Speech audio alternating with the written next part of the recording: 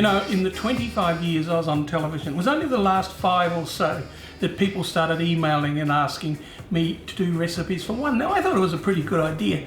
The big bosses weren't that keen on it, so we didn't ever really do it. But I did wonder, had our eating habits changed? Were more people living alone? Or were we not sitting down as a family and cooking and eating? I didn't know. So I decided to do some research. Well, the first thing I found was, yes, more people are living by themselves.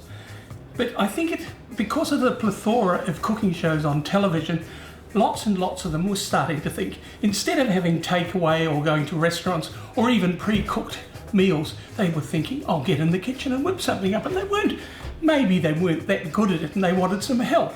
The other thing that I found, particularly amongst the young, was they were very interested in food wastage. You know, in this country, we waste $10 billion worth of food every year. So it's a pretty hot subject.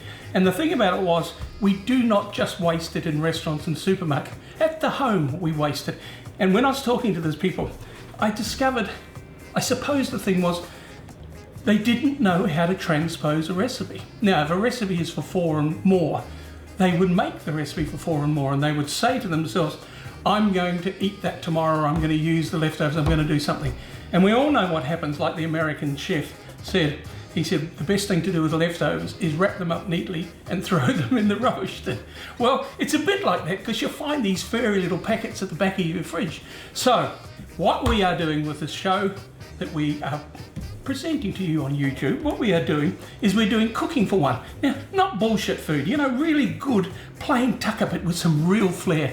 I'm also giving you some chef's secrets just to add that touch of magic. And of course, I'm also giving you plenty of tips for what to do with any leftovers. So, please enjoy.